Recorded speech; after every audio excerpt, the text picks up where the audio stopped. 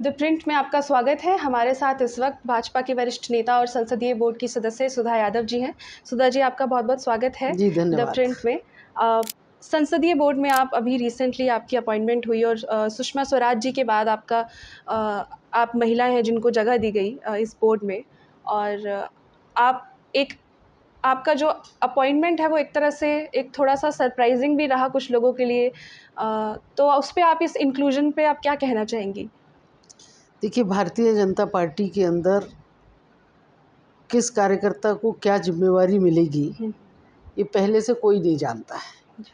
लेकिन काम करते-करते हमने देखा है कि अनेक कार्यकर्ताओं को विभिन्न दायित्व समय-समय पर मिलते रहे हैं हुँ, हुँ। और उसी के निमित्त ये दायित्व जो मुझे दिया गया है, इसके लिए मैं केंद्रीय नेतृत्व का, अपने वरिष्ठ नेताओं का आभार व्यक्त करती हूँ। जी। आपकी राजनीतिक जो एक यात्रा है वो बहुत रोचक भी रही है। आपने पीएचडी की केमिस्ट्री में आईआईटी रुड़की से, उसके बाद आप एक हाउसवाइफ़ भी रही हैं और फिर आपका राजनीति में आना हुआ। तो इस यात्रा के बारे में आप कुछ बताना चाहेंगी? देखिए, मैं तो बेसिकली एजुकेशनिस्ट ही बनना चाहती थी जी। और टीचिंग का प्रोफ़ेशन मैंने प्रेफ़र किया था। पीएचडी करने के बाद उसी में मैं अपना काम करने में लगी हुई थी। जी। लेकिन इस तरीके का वाक़या जीवन में आया, जो जीवन के बदलाव की दिशा में बढ़ा हुँ, हुँ। और मेरे पतिदेव जो बीएसएफ के अंदर डिप्टी कमांडेंट थे, हुँ, उनकी कारगिल पोस्टिंग हुई और उस समय कारगिल वॉर के अंदर उन्होंने वीरगति प्राप्त की। तो एक बदलाव जो जीवन के अंदर आया, वो बदलाव मुझे समाज सेवा की दिशा में आगे जा कर के ले गया और उसके बाद मैं राजनीतिक क्षेत्र में आ गई। जी। अ, प्रधानमंत्री मोदी जी की एक भूमिका रही कहते हैं ऐसा कि आपके राजनीति में आने में। और ये भी सुना कि उन्होंने क्राउड फंडिंग में भी आपकी मदद की थी जब आप पहला चुनाव लड़ने जा रही थी, उसके बारे में कुछ बताइए? देखिए, जिस समय मैं राजनीतिक क्षेत्र में आई हूँ, उस समय नरेंद्र भाई हरियाणा प्रांत के प्रभारी थे हुँ, हुँ। और अटल जी की सरकार एक वोट से गिर गई थी और चुनाव उस समय होने वाले थे। हुँ, तो स्वाभाविक है कि एक-एक सीट के ऊपर भारतीय जनता पार्टी का समीकरण कैसे सधे और हम दोबारा सरकार में कैसे आएँ, इसकी कार्यवाही चल रही थी। और हरियाणा के प्रभारी के नाते महेंद्रगढ़ लोकसभा उस समय जो थी, हुँ, हुँ। वो राव वीरेंद्र के परिवार के पास में थी और लंबे वर्षों से उस परिवार का एकाधिकार था, तो उनको लगता था कि यहाँ पर बदलाव के लिए नया चेहरा लाना चाहिए। जी। और क्योंकि हमारा इलाका सैनिक बाहुल्य इलाका है, उसमें सबसे ज़्यादा शहादत हुई थी और उन्होंने उन सब बातों को ध्यान में रखते हुए हुँ, नए चेहरे को ढूँढने का काम किया जी। और जिसमें मैं सौभाग्यशाली रही कि इतने लोगों की शहादत के बावजूद वो मुझे वहाँ पर ढूँढ पाए और उनके लोगों ने मुझे ढूँढ करके मुझसे बातचीत करी, चर्चा करी। शुरू-शुरू में तो ये बहुत अनोखी सी बात लगती थी कि राजनीतिक क्षेत्र में आना, क्योंकि बच्चे भी बहुत छोटे थे और एजुकेशन की फ़ील्ड की इच्छा थी। उसी में मैं आगे बढ़ना चाहती थी। तो राजनीति का क्षेत्र इतनी जल्दी सहजता से स्वीकार कर पाना मेरे लिए कठिन था। हुँ, हुँ। लेकिन 3-4 दौर की बातचीत के बाद जब फाइनल बातचीत मेरी नरेंद्र भाई से भारतीय जनता पार्टी हरियाणा प्रांत के नेताओं ने कराई, तो उन्होंने मुझे कन्विंस करा कि जीवन में एक बड़ा बदलाव आया है और इस बदलाव को समाज सेवा, राष्ट्र सेवा के लिए समर्पित करने के लिए आपको राजनीतिक क्षेत्र में आना चाहिए। भारतीय जनता पार्टी के साथ में काम करना चाहिए और अगर आप यहाँ से चुनाव लड़ेंगी तो हम इस सीट को जीत पाएंगे और एक वोट जिससे अटल जी की सरकार गिरी है, वो आप ही की सीट का एक वोट है हुँ, हुँ। जो आप उनकी झोली में देंगे तो काम बनेगा। जी, और उसके बाद में धीरे-धीरे परिवार से बात करते-करते मेरा मन तैयार हुआ और मैं इस क्षेत्र के अंदर आ गई। जी। जब इस क्षेत्र में मैंने चुनाव लड़ने की सहमति जताई, हुँ, हुँ। तो उन्होंने मुझे सहजता से कहा कि कुछ बड़े नेताओं के साथ मिलने के लिए अटल जी, अडवाणी जी, सुषमा जी, राष्ट्रीय अध्यक्ष थे कुशाभाऊ ठाकरे जी और उन्होंने कहा कि आप अपने घर परिवार, गांव के नातेदार, रिश्तेदार, इन सब लोगों से एक बार संपर्क कर लें और उनको बताएं कि आप भारतीय जनता पार्टी के टिकट पर चुनाव लड़ रही हैं।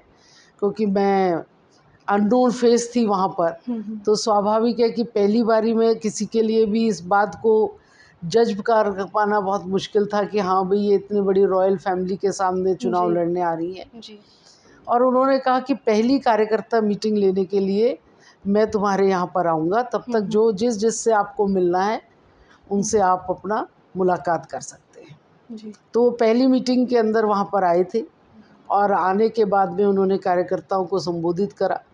देश के हालात, देश की परिस्थितियाँ, किन परिस्थितियों में सरकार गिरी है, क्यों दोबारे हमको चुनाव के लिए जाना पड़ा है, जी। इन सारे विषयों को रखते हुए उन्होंने मेरा परिचय कराया कार्यकर्ताओं से कि हम कैसे इनको चुनाव में लेकर के आए हैं, ये बैकग्राउंड है। और उसी के साथ साथ उन्होंने कहा कि भाई देखिए ये डिफेंस बैकग्राउंड से, सर्विस क्लास फैमिली से आई हैं, तो इनके पास चुनाव की दृष्टि से कुछ भी नहीं है और ये हम सबका दायित्व बनता है कि हम इनको मिलकर के चुनाव लड़वाएं।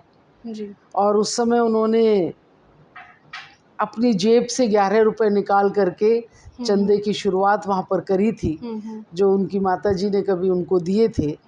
और सब लोगों से ये आग्रह करा था कि जिसके पास में भी जो है वो इस चुनाव के निमित्त यहाँ पर दे कर के जाए ताकि हम अपनी बहन को चुनाव लड़वा सकें। लोगों ने बहुत साथ दिया और उस समय वहाँ पर 1 घंटे के अंदर जो 7.5 लाख रुपए इकट्ठे हुए, उससे मेरे चुनाव की शुरुआत हुई थी। और उसके बाद हमने पलट करके नहीं देखा, चुनाव आगे चलता चला गया जी। और उस समय मैं वहाँ से सांसद बनी और हम्म। अटल जी की सरकार देश के अंदर बनी थी। जी। तो अभी जैसे आप बता ही रही थी कि आपकी शुरुआत बहुत एक शानदार तरीके से हुई, आपने राव इंद्रजीत सिंह को भी हराया, जो उस समय एक कद्दावर नाम माना जाता था। उसके बाद लेकिन इलेक्टोरली एक तरह से कहें आप आगे आपने चुनाव नहीं लड़े। नहीं, मैंने अगले चुनाव लड़े, मैं जी। 2004 का लोकसभा लड़ी, जी, जी। 2009 का भी लोकसभा लड़ी जी। और दोनों चुनाव के अंदर देश में भी कांग्रेस की सरकार बनी और हरियाणा में भी कांग्रेस के सांसद जीत करके आए, जी, जी, जी। उनकी सरकार बनी। 2014 का जब चुनाव आया जी। तब राव इंद्रजीत सिंह पार्टी के अंदर आ गए थे, हमने उनका स्वागत करा, वो चुनाव लड़े, सांसद बने और केंद्र में मंत्री बने। उस समय आपको टिकट नहीं मिला या मतलब आप उम्मीद कर रही थी कि 2014 में? स्वाभाविक है, जो जी। राजनीतिक क्षेत्र में रहता है, चुनावी राजनीति में रहता जी, है, वो जी। टिकट की उम्मीद बनाए रखता है। लेकिन पार्टी को अगर बहुमत चाहिए था और पार्टी में एक बदलाव आ रहा था, नए लोग पार्टी को ज्वाइन कर रहे थे, जी। तो उन समीकरणों में मुझे चुनाव लड़ने के लिए टिकट नहीं मिल पाई। लेकिन मैंने इसके बावजूद भी सहजता के साथ में पार्टी के लिए काम किया। मैं पार्टी की कार्यकर्ता रही हूँ जी। और लंबे समय से मैं संगठन में ही काम कर रही हूँ। और किस-किस तरह से आप सक्रिय रही पार्टी में उसके बाद से? देखिए, मैं पार्टी के अंदर जब सांसद थी हरियाणा के अंदर, उसके बाद मैं हरियाणा में पार्टी की प्रवक्ता रही, जी। प्रदेश की मंत्री रही, फिर मैं राष्ट्रीय मंत्री रही भारतीय जी, जनता पार्टी जी। की।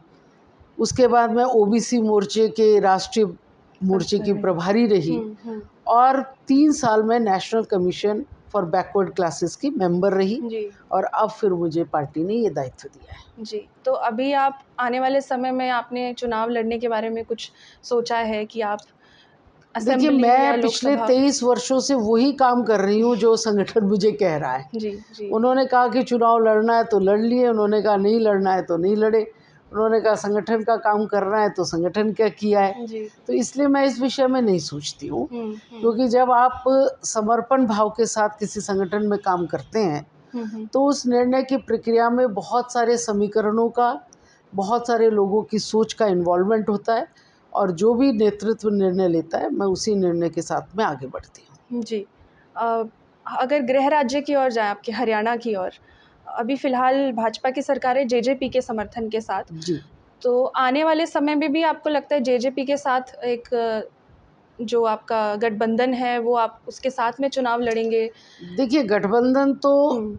समय और समीकरण पर आधारित होता है। हुँ, हुँ। हमारा काम है अपने पार्टी के जनाधार को बढ़ाना, जी। बूथ स्तर तक पार्टी को लेकर के जाना, जिन क्षेत्रों में हमारी कमजोरियां रह गई हैं या जिन क्षेत्रों में हम 2014 में जीतकर 19 में हारे हैं, उनको और मजबूत करते हुए अपना बहुमत लेकर के आना। लेकिन हमने केंद्र में भी देखा है कि भारतीय जनता पार्टी का अपना पूर्ण बहुमत होने के बावजूद उन्होंने अपने गठबंधन के किसी भी साथी को छोड़ने का काम नहीं किया।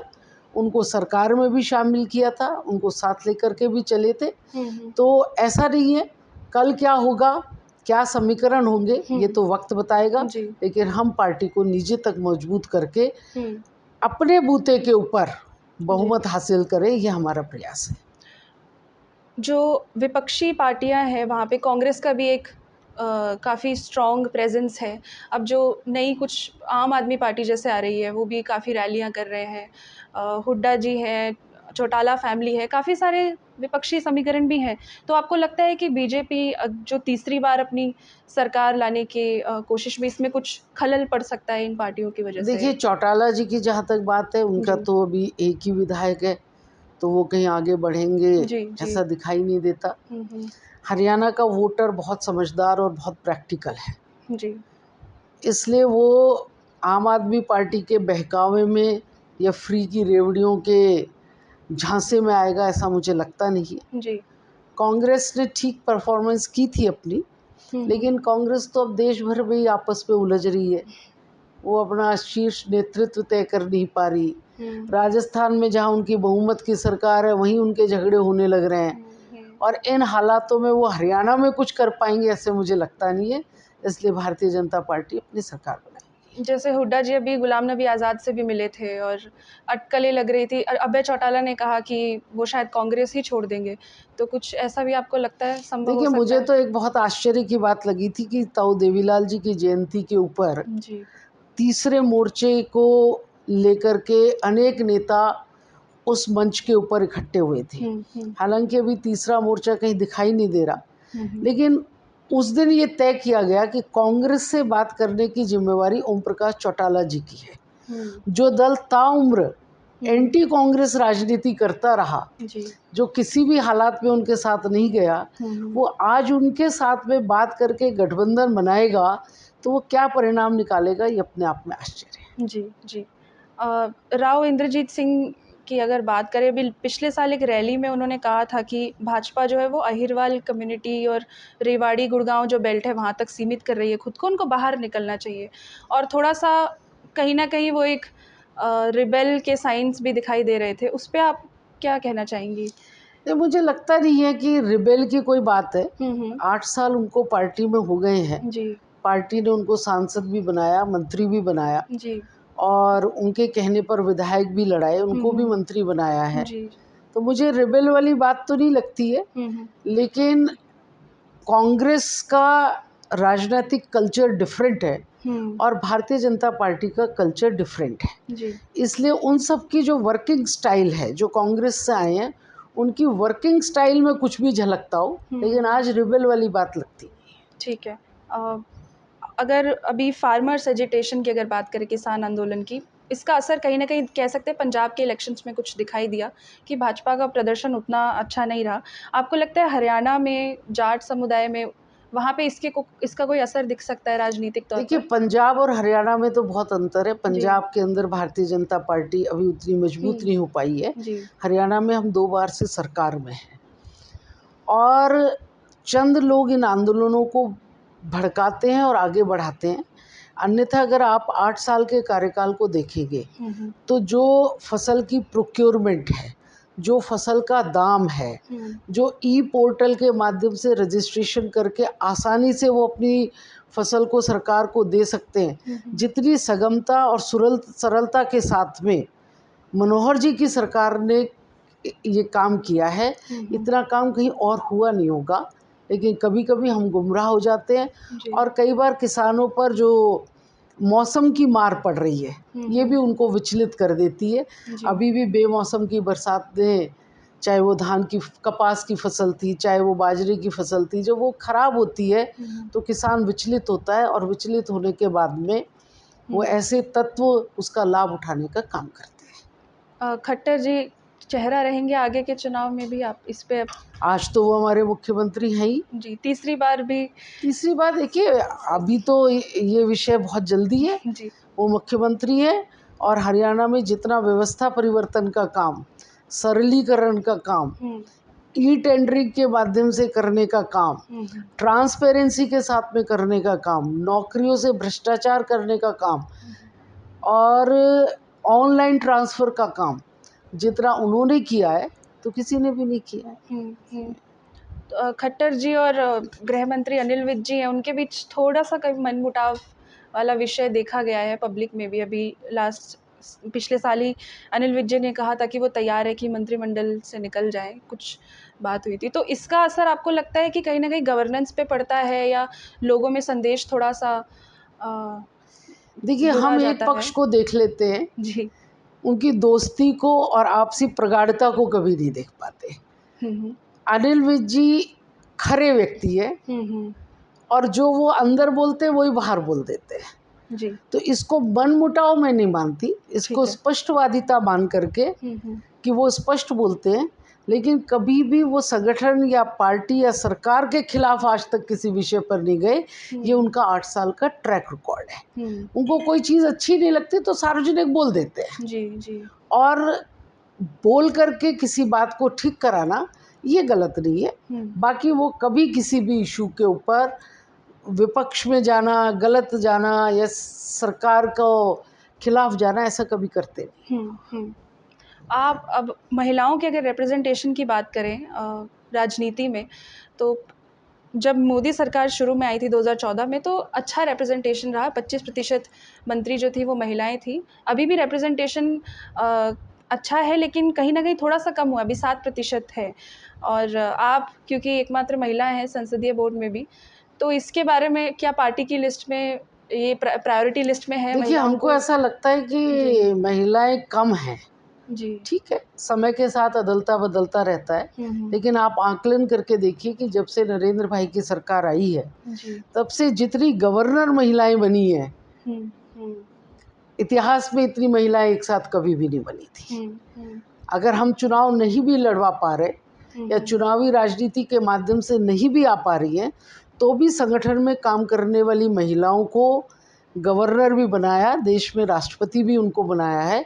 तो महिलाओं के प्रतिनिधित्व को लेकर के हमारे देश के प्रधानमंत्री माननीय नरेंद्र भाई मोदी सेंसिटिव भी हैं, हुँ, हुँ, अवसर भी देते हैं और उनको आगे बढ़ाने का काम भी करते हैं हुँ। और वो स्पष्ट हमको दिखाई भी देता है। जी, और जो अ, राजनीति में आरक्षण का महिलाओं के आरक्षण का जो बिल है वो लेजिस्लेशन में नहीं बदल पाया अभी तक।